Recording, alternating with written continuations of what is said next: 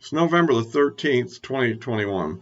Today I want to discuss something a little different than we've been going into lately, which has been mostly a lot of domestic political issues and things like the Rittenhouse trial. Uh, Basically, the other thing that's been brewing, which I kind of addressed maybe about a couple of weeks ago, is a growing uh, international situation that's certainly tense and troubling. And the area that's probably the most dangerous right at the moment is what's developing in Ukraine. Um, this has been going on for a while. There's a pretty large concentration of Russian troops that have moved into the border between Ukraine and Russia, and they're basically I'm hearing numbers on the order of 600 tanks and up to 90,000 troops. So it's a fairly large force that could be an invasion force. By the way, I don't think it's a force that's big enough and designed to actually capture all of Ukraine. I tend to think that the objectives, if it were to actually happen, would be more limited than that. But nonetheless, it's a troubling situation. By the way, if you like these videos, remember to give me a like so it helps with the algorithm, and we can use all the subscriptions we can get.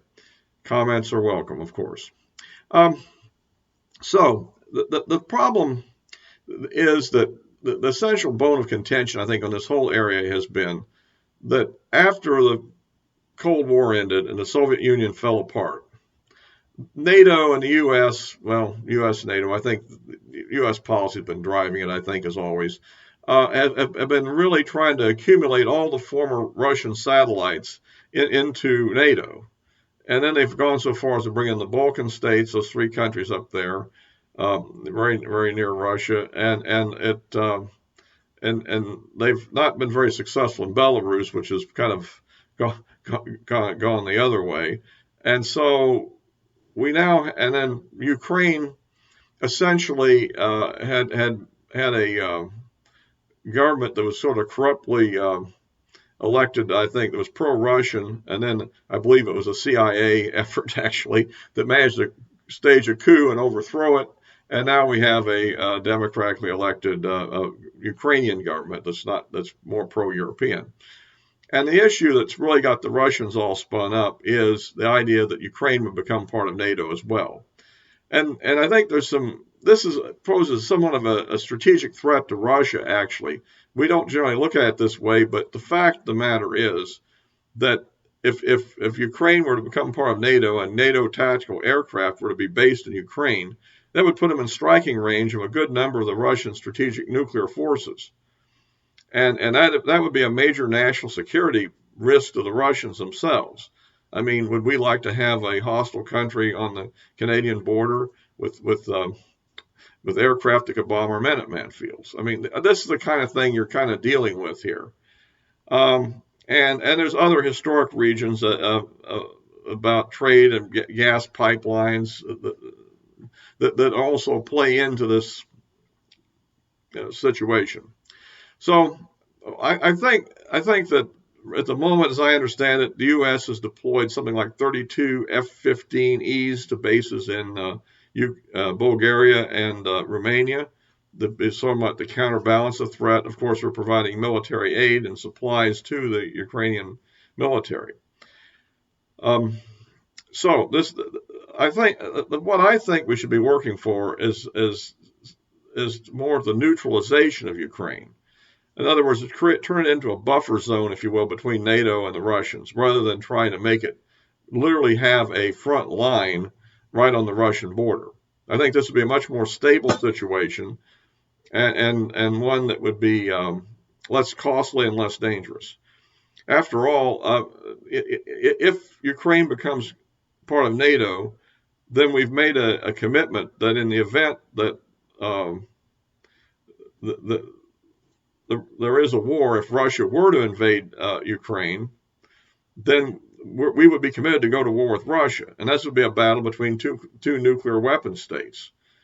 All these battles we've had in recent years, all these Vietnam and all the post-World War II stuff, you've never had a straight-out confrontation between two nuclear weapon states in active combat. And I think that this is something we should try to avoid here. And I think the technique and the approach to take is to back away from this idea of making Ukraine part of NATO. What we need to do is negotiate with the Russians, and we need to try to put out a position that Ukraine should become a neutral area, that should be neither NATO nor Russian allied, that Russia should keep its troops out of Ukraine and return. Of course, Ukraine doesn't become part of NATO. And we have to work out through diplomacy some of these other issues, such as the ultimate long-term status of the Crimea, and what about those ethnic Russian areas that are inside the Ukraine that are currently in rebellion. I mean, the fact of the matter is that during the Soviet period, a lot of Russians did move into Ukraine as part of their jobs and stuff. It was at the time it was considered to be one country, right? And now they're left there. And I think it's overly broad to try to paint the Russian behavior by analogy to what was going on between Hitler and Czechoslovakia and the Sudetenland before World War II. I think this is not quite the same situation, and trying to make it that would be really not a productive thing to do. And so I think the idea of neutralization of Ukraine as similar to where Austria was, let's say, during the Cold War, something of that sort. For Russian troops were not in Austria, and NATO was not in Austria either. I think that would be the best outcome here and one way to defuse this situation.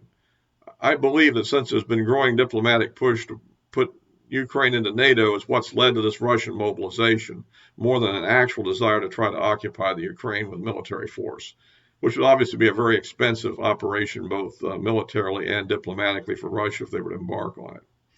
So at any rate, that's kind of my view on that subject. I'm welcome any comments you all have. This is a situation, if it's mishandled, could lead to a catastrophe, and that's why things are not too good with such a weak and somewhat incompetent government as we have right now with the Biden administration. So I'll close this for now, and also you can follow me on social media. My account names are in the details below. And until next time.